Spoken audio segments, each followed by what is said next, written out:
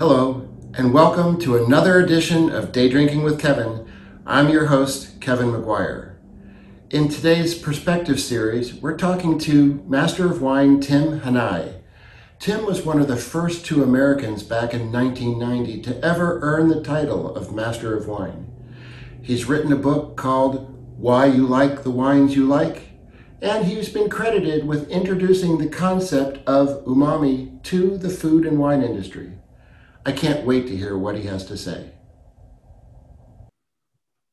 So, Tim, thank you very much for taking the time to join me and my fellow day drinkers out there today. When I read your story, I just knew I wanted you to be part of our Perspective series. You have such an incredibly interesting background. The international press has proclaimed you a flavor maven. You have a culinary background. You're an author of a book. You became a Master of Wine in 1990. And you introduced the concept of umami to the food and wine industry. And I was like, wow, my mind was blown when I read about all of these things.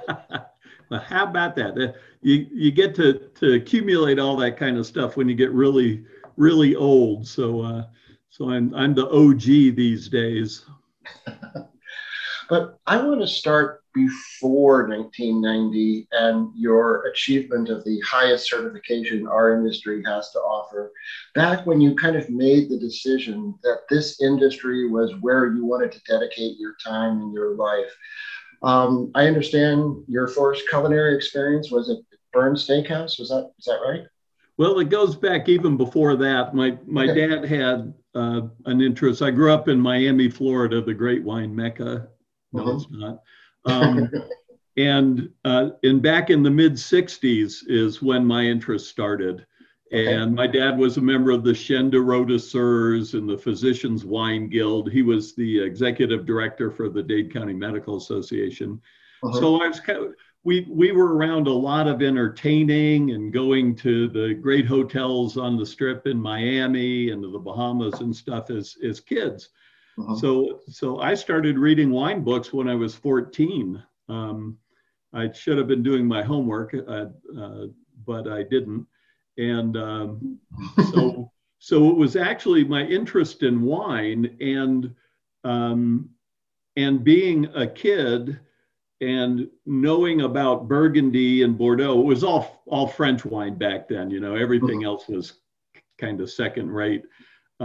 So I cut my teeth on Volnay and Burgundies, and in high school I found if I could reasonably pronounce a two-syllable Burgundy, nobody in a liquor store would card me. And wine was, the cost of a really nice bottle of wine. One famous day we were trying to buy beer at a 7-Eleven and not successfully. So I was, I think 16 or 17 and went into the liquor store and said, I'd like a nice bottle of French Burgundy for dinner tonight. And the guy goes, yeah, they're over there. What are you looking for? And I said, Corton. And so I bought a 1964 Javelet Verchères Corton Grand Cru for $3.50. The guy gave $5. The guy gave me $1.50 back, said, come back again. I said, you betcha.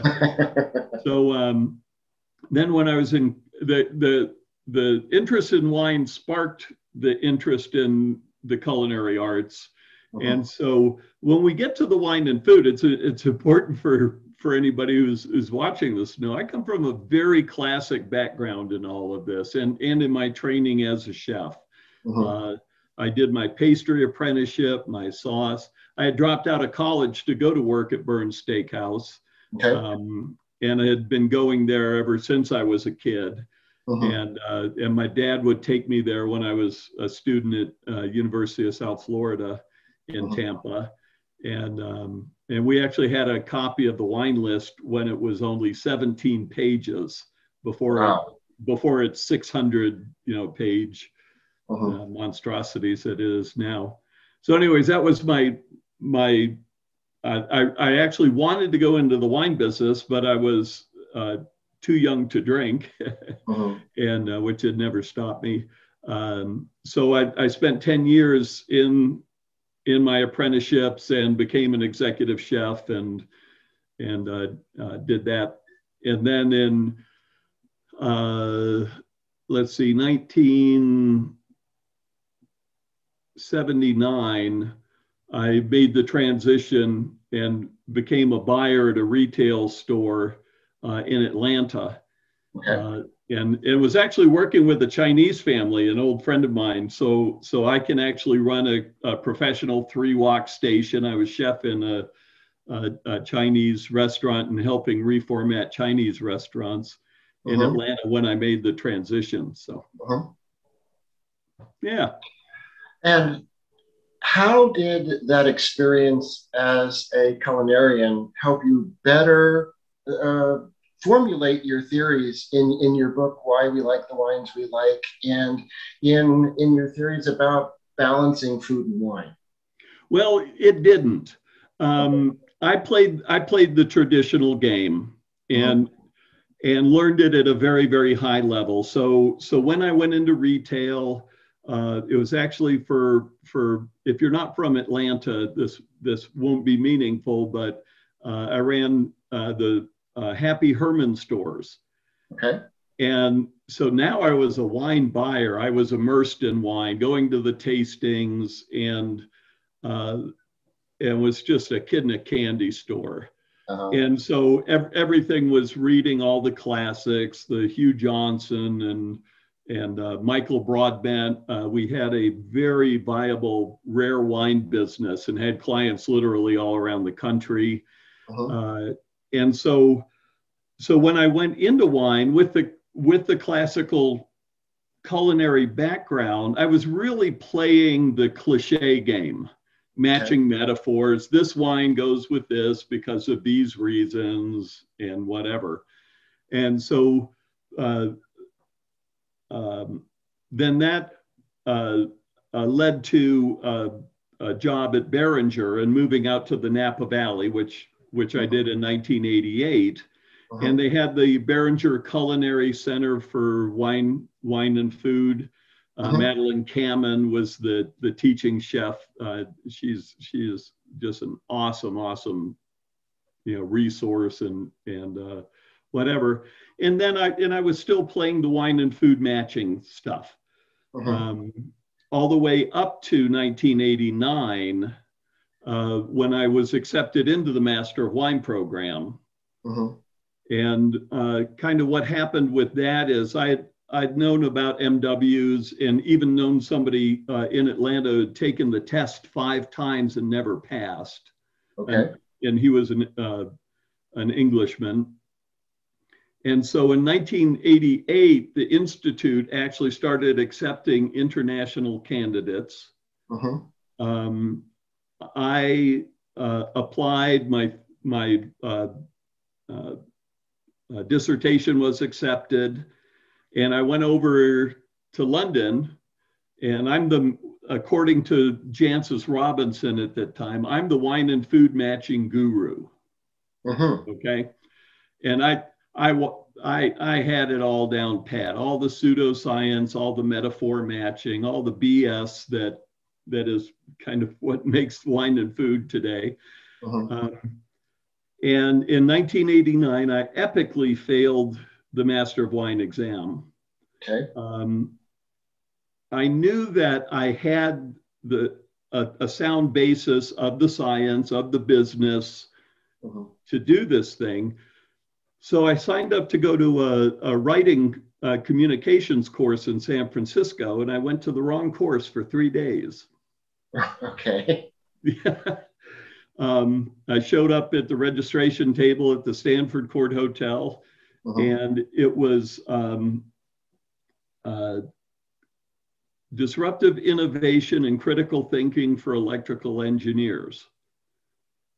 And I'm like, no, I signed up for this course. And they said, that was last week in San Jose. You're at the wrong course. Wow. Yeah. And I went, oh, crap. I said, well, I'm here. So I actually did the course. So there's one wine guy and 80 electrical engineers. in a room talking about how expert knowledge, focal groups, and with high levels of expertise lose the ability to understand and communicate with the market that they're trying to serve. Huh. And my head exploded. There were 3 days of looking at words and languaging and miscommunication, and how the more expert you get, the more distant you get from the people who use your products. And at the time, there was a product with a feature on it that I know you can relate to. And there was a close-up picture of this on every wall had 2 posters of this as a display of a failure of the electrical engineering community to provide a simple, easy to use, functional product. It was a clock on a VCR. Isn't that awesome? Yes, absolutely. And they went on to say, you know, and the electrical engineers, all you do is this, this, and this, and they had all this data on it. So anyways, the long and the short of it is I learned critical thinking. I learned what I needed to the next year pass the examination, and Joe Butler and I were, you know, honored to be the first 2 Americans to ever do that. And if I hadn't stayed for those 3 days, I never would have passed. Wow. Yeah. Well, isn't it amazing how something so random like that turned around everything and kind of made you start that path of the incredibly successful wine professional that you are today? Well, you know, and at first it wasn't easy because it had me second guessing virtually everything. The entire foundation of everything I learned was now suspect. And so I went over to London. Back then you could only sit the exam in London. I passed the examination and literally was just going through a massive intellectual crisis and second guessing everything I was doing. So now I had the credential. I had this kind of new thinking process, and I decided to rethink everything and start to go to scientists outside of wine for my information and for data. Okay. So I started to work with food scientists and people in an area that I was introduced that's called the psychosensory or the psychogustatory phenomenon. And that's the neurology and the psychology of adaptations and how our brain works and how we acquire tastes and dispose of tastes. And in that community at Monell Chemical Sensus Center in Philadelphia and at UC Davis, one of my major mentors, a guy named Michael O'Mahony, they were talking about this thing called umami. And I'm going like, what's that? And they go, oh, never mind. We really wanted to talk about it. And then finally, I was in Lausanne, Switzerland, because I was working for Beringer, what's now Treasury Wine Estates. I was director of international business development. And I'd become friends with the entire head of research and development for Nestle. And in their facility in Lausanne, Switzerland. And the guy's name was Ian Homan, a Scot. And I said, Ian, what the hell is this thing? He says, oh, well, it's glutamate. And it's the primary taste of glutamate. And it's been proposed for 100 years that this is a primary taste, kind of on top of the generally accepted, there are hundreds and probably thousands of tastes, but umami is the taste of glutamate. And when you add nucleotides, you get this very delicious primal taste that humans are attracted to and that we love. Mm-hmm. And so I started speaking with more scientists. It was really funny that I found out that I also had access to the entire food science database from Nestle. Mm-hmm. So I'd asked for papers on umami, not that I understand the science of it and whatever. And the first one was a study of seasonal glutamate variations in sea urchin gonads. Okay. Which you would know as uni. So okay. in the sushi restaurant. Mm-hmm.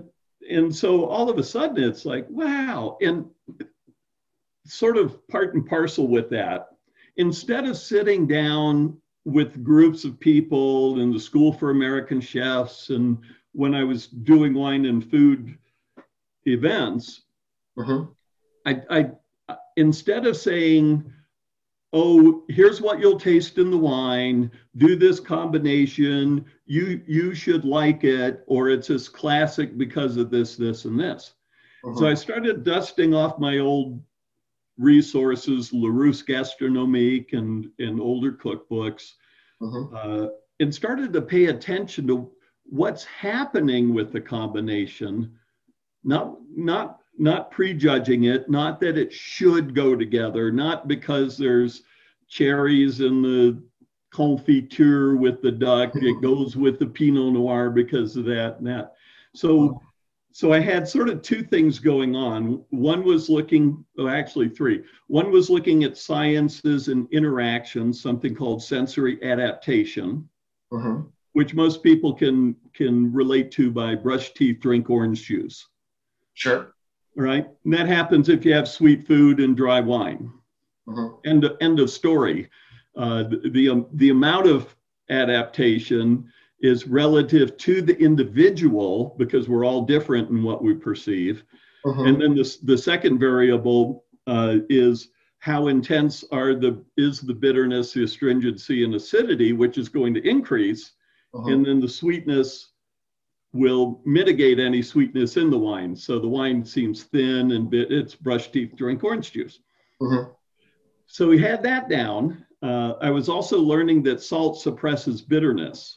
Mm-hmm. Do you know anybody that's a heavy salter, like grabs a salt shaker before they even taste their food? I do know a few people like that. Yes, absolutely. It's the number one sign you have the most taste buds. Mm-hmm. Salt suppresses bitterness. And that's why some people need a lot of it, is because they're trying to get past a certain amount of inherent bitterness that they're getting in food that other people don't get. Yeah. That was actually one of the things that I found most interesting when reading some of the things that you put together, that it's not fat that suppresses bitterness, it's salt. And not protein, yeah. And that blew my mind when you started talking about tasting a steak without any salt on it, and then testing the bitterness of the wine, and then comparing that to a properly seasoned steak with salt on it, and how the salt is really what is suppressing that bitterness. And so this came about by taking a systematic approach to what's going on with wine and food. Mm-hmm. Instead of the BS cliches and metaphor matching and all the stuff that we rely on today. Mm-hmm. And I was lucky enough to one, have a job that I could do this in, mm-hmm. Have a title that gave me a legitimacy. I didn't need to explain that I know a lot about wine or prove anything. Mm-hmm. The background as a chef. And so we would look at it was basically a critically rethinking everything that I thought I knew about wine and food, so we could sit down to a table and say, okay, we're going to try this combination. It's supposed to be this because of this. What happens? And it's inevitable. You serve a wine. Oh, this wine is magical. It's this and that. You're exaggerating and this and that. We know there's people disagree about that. Sure. Then we would try these classic pairings And by the mid 90s, I had remarried. I had enough going on with my scientific community, and I held a workshop in 1996 at Behringer. I invited food scientists from all around the world. We ended up with 33 high-level food and sensory scientists, none of which were in the wine field. Mm-hmm. And they were invited to listen to my BS rationale of why these things go together. Mm-hmm. They were going to get a great meal. The chef was Jerry Comfort, and I had access to the old Behringer cellars. I think we had a circa 1940s field blend, wow, from there. So that was kind of the carrot to dangle, and we ended up with 33 food scientists from 11 countries. Mm-hmm. And I'll never forget the moment. And I still keep in touch with a number of people that were in the room. And I said, okay, try the wine.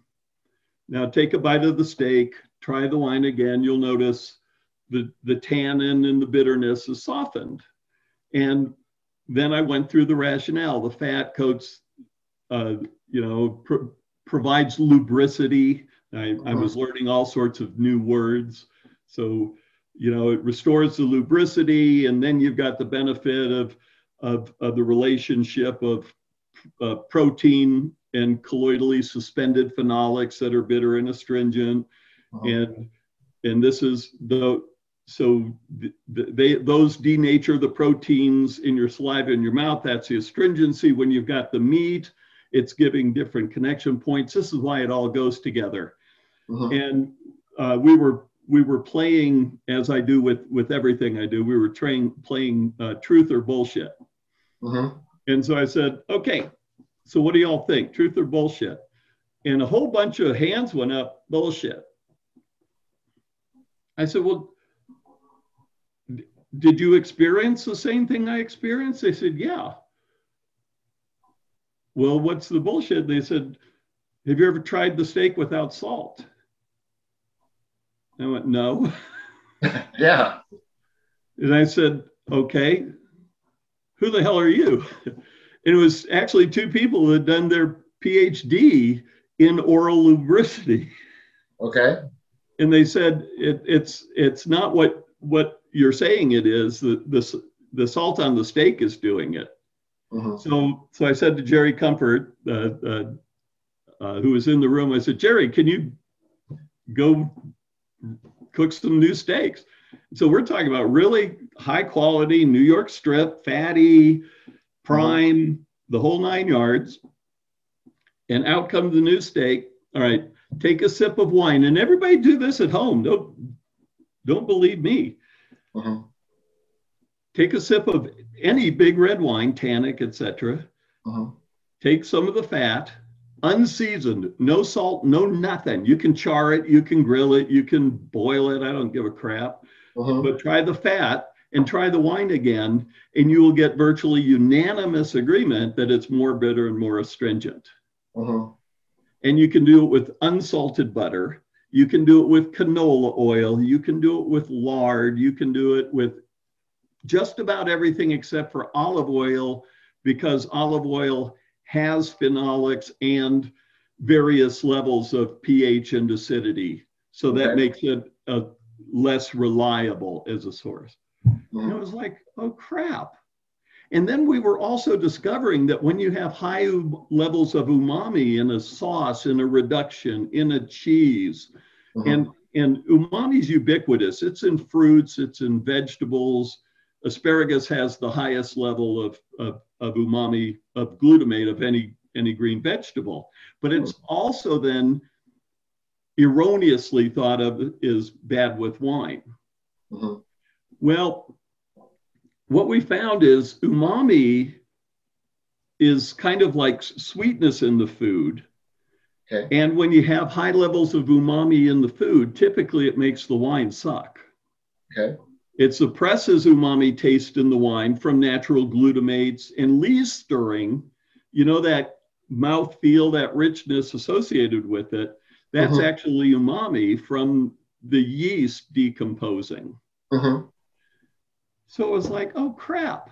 So everything just sort of kind of became clear that all this other stuff is just extraneous BS. Drink the wines you love. Mm-hmm. And it was also the beginning of when and this is my book, Why You Like the Wines You Like, goes into this in a lot of detail about how vastly different one person to the next is genetically and biologically in terms of what we perceive, neurologically in terms of how our neurotransmitters are channeled to the brain and to our reactions, and then psychologically. So we're not, you know, we kind of take for granted that we see the same things or hear the same things or taste and smell the same things. And a lot of times we're actually getting opposite of what another person's getting, which goes a long way in explaining the disparity of, you know, for some person, this wine is horribly too high in alcohol, it burns in this. Well, somebody sitting next to them, it could be sweet. They don't get any of that trigeminal burning of the alcohol. Cilantro's an easy example. There's a gene cluster, and if you have this cluster, you're not going to like cilantro. You're not going to learn to like cilantro. It's this horrible, bitter, soapy, disgusting thing. The gene cluster you can find in your 23andMe results, it's OR6A2 is the genetic cluster. And then people say, oh, well, your palate's not mature and all this kind of crap. Well, Julia Child apparently had that. I don't have her genetics. Sure. But if there was a speck of cilantro in anything she had, she couldn't eat it. Wow. Yeah. I know I don't have that gene cluster because I love cilantro. So yeah. And so now on top of the whole basis of everything that I had, you know, and all this pseudoscience and BS, like now it's like, now what the hell am I going to do? And so I've got a new book coming out. We're working on it right now, and it's much less casual than Why You Like the Wines You Like. And we're calling it the Perception Project. And it looks like the name of it is going to be Perception, Perspectives, and Opinions. And it's a real detailed look at how any combination of your genetics, your neurological transmission and reaction system in your psychology can create, you know, some people are colorblind. That's a lack of certain receptors. They've just discovered a small population of humans that actually see a fourth color. They see a spectrum of colors that nobody else can even imagine. Because they've got a fourth distinct rod other than the three primary colors. Wow. Yeah. Okay. So the end of it is trying to restore hospitality. You may have noticed Moscato kind of came out of nowhere and became a real big thing. I actually did that. My research did that. Really? And I did the product development for Sutter Home, and I was doing work with Gallo, and they went from about I think in 2007 combined, they were about 300,000 cases of Moscato. I did the reformulation and worked with the winemaking and repositioning of Moscato with Sutter Home. Gallo was mirroring that, and the combined sales of those two brands went from 300,000 cases. 7 years later, it was 10 million. Wow. Sweet wine drinkers have the most taste buds. Okay. French always loved sweet wines, made wine cocktails. You could put a cube of sugar, you could put cassis or other liqueur. People drink Dubonnet, which was a prepackaged wine cocktail. The national drink of Spain was sangria. Europeans always loved sweet wines, but somehow, and there's actually a very specific point. This is a fun crap that I get to do. Absolutely. Sterile filtering was invented during World War II to provide safe drinking water to troops. Later, it was applied to wine. The wine industry went nuts, decided that's bad wine, even though Montrachet used to be a sweet wine. It wasn't a dry wine, not even close to it. Wow. The whole dessert wine category never existed till the US feds, after Prohibition, closed an alcohol tax loophole. And the French drink the most port of any country, fortified port wine, and rarely with dessert. They drink it as an aperitif through the meal and whatever. So what the long and the short of it is, it's made a train wreck, and we're so in our heads and so into this educational process that we forgot the human aspect of it. We don't even know what the history and traditions were. Wine and food pairing was never a thing in France. Never. We invented it all, and now it just scares the shit out of people. We don't accommodate people's individual differences and celebrate the diversity of all the cool wines that are out there beyond this little microcosm of what the experts are into. And so as I'm getting older and older, the Perception Project is going to be kind of my opus into this, and looking at the science behind how vastly different our perception can be from one person to the next. So that's kind of a nutshell. Any questions? Well, I truly am amazed at how you are kind of shaking the norms in our industry. And a lot of our day drinkers are people going through the WSET program, Society of Wine Educators, even some IMF people are watching these videos. If they wanted to learn more about what you're talking about, where could they go to do that? Well, Wine and Spirits Education Trust actually has written my principles into their material. Fantastic. So it's flavor balancing, it's the salt and the lemon, and the sensory adaptation. There was actually a verbal agreement that they would specifically cite my work. And a number of years ago, they began writing me out of the material, but they're supposedly restoring that right now because I raised a hissy fit, damn it. I want credit for my work. Absolutely. And to take everything with a grain of salt, which interestingly, that little saying goes back to take the bitter pill with a grain of salt.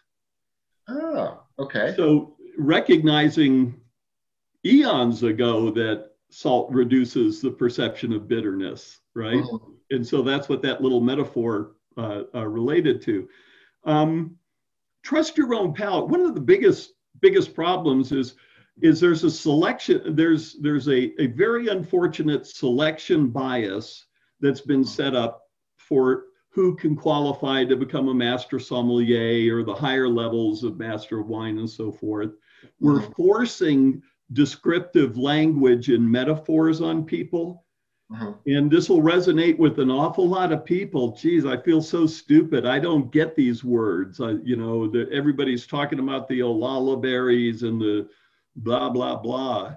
And it's like, I don't get that. I don't get that. I never did. I'm a technical taster. I can relate smells back to molecules and processes, and I've got a really great deductive tasting process that wouldn't float in today's la world of Carmen Miranda fruits and vegetables and whatever.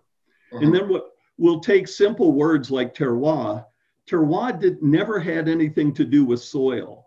It actually meant dirty, like dirty diapers. Hmm.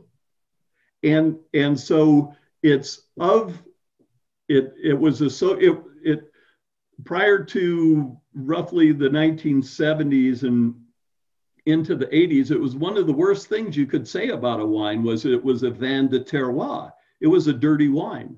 Hmm. It was Okay. so stinky and so bad it tasted like crap. Hmm. And so terroir just means territory. It's Mm-hmm. geographic boundaries, it's people, it's traditions, it is soil because that's all part of it. But Mm-hmm. but we've so overcomplicated really simple stuff. And we don't just simply acknowledge, and this is especially for the hospitality people, learn to have a conversation with people, honor what they love. Don't get into this, oh, I've got to save them, I've got to educate them, and so forth. Cut it out. If they ask to be educated, great. But we don't listen to consumers. We don't have dialogue with consumers. And that's going to push away millions and millions of young drinkers coming in. I've got two millennial sons. And there is world apart in how they are in the world. One's Mr. Bling and the other's Sheldon from the Big Bang. And so you can't say millennials are this or that. They are like anything. There's this matrix. There's this incredible diversity of people that want different things. And you never know until you can have a meaningful conversation what people want. So if you're in the WSET, if you're in the Society of Wine Educators, do the book work, learn the things you need to learn, but also have a little bit of skepticism. Part of the perception project is to totally overhaul the way we go about forcing wine descriptive metaphors. Oh, the cherries in this and the lullaberries and all that, and actually personalize things and learn that there are different systems for different people. And some people respond to a sort of a linear point-based Parker model, and that's awesome. And if you know what Parker likes and you know what creates the points, then the points are all you need.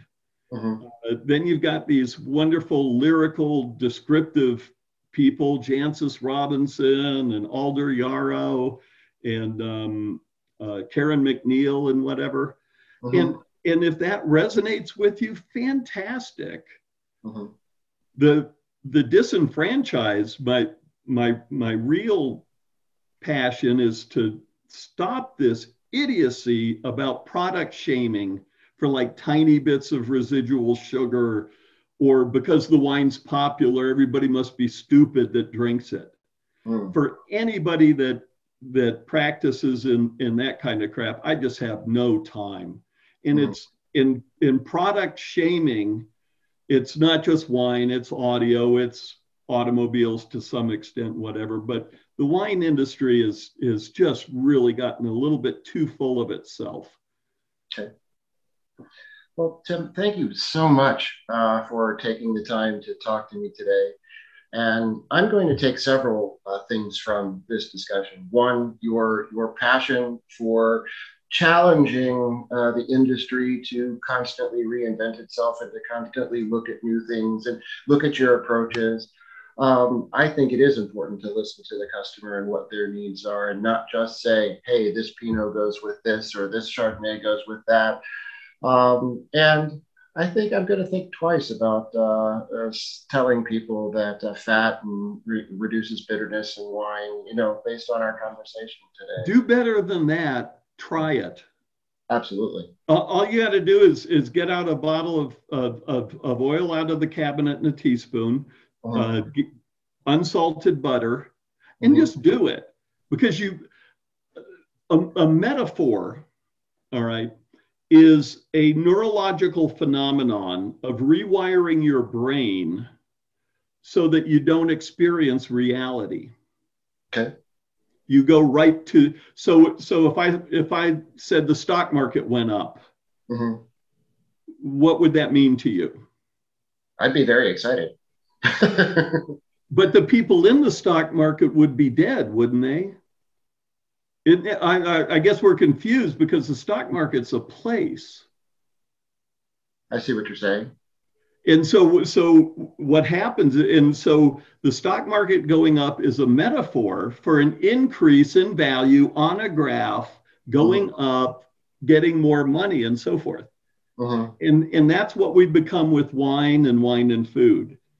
And we have no clue we're doing it. It's totally natural. It's just what humans do.